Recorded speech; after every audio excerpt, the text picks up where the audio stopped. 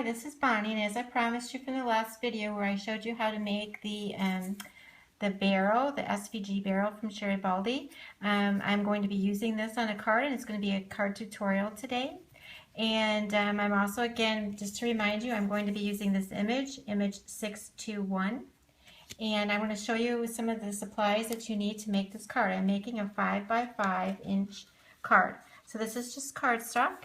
And the first layer will be a dark background, and you're going to notice that I have something cut out of it. The reason for that is you can use any paper that's underneath that's not going to eventually be showing.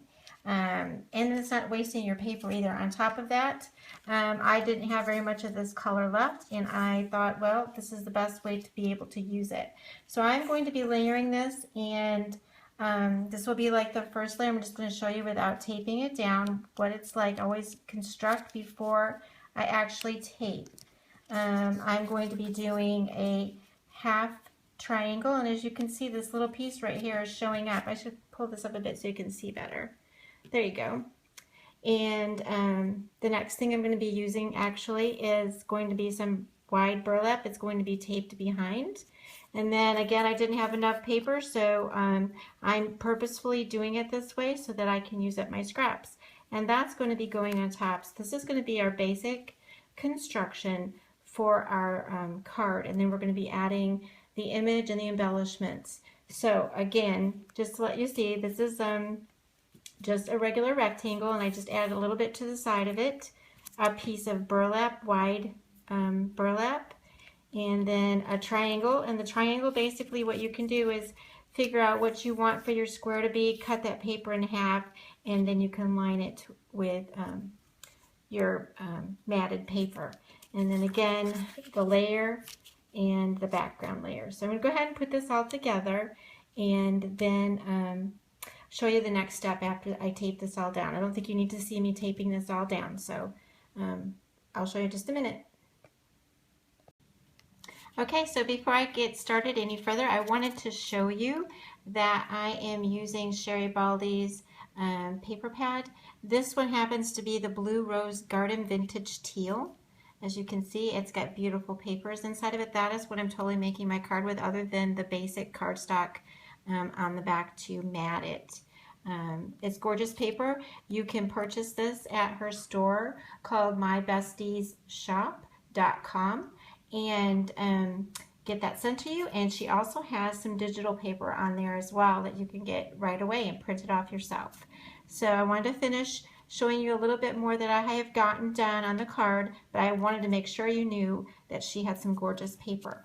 So I've already put the layers together to put on top of the card, and what I wanted to show you in the back is I taped the for this particular card, I don't leave this type of burlap loose because it is actually, it'll just completely unravel.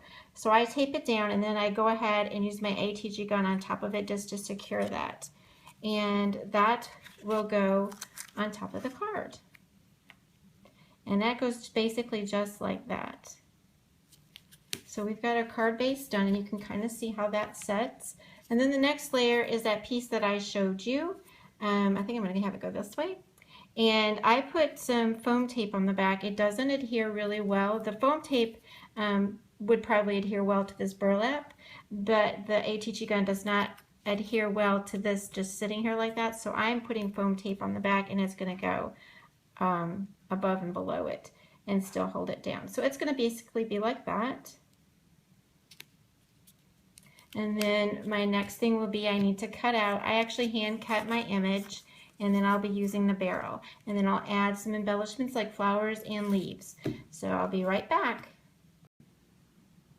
Okay, so I have the card base down like I showed you, and now I have the barrel down.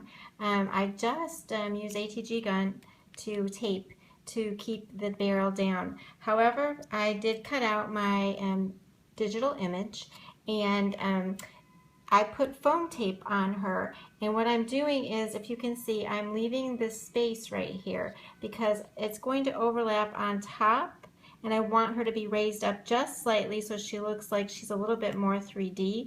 But if I put the tape down further, it will sit on top of the barrel and won't make her be level. So again, I left that tape away from that so that she can sit on the barrel just like that.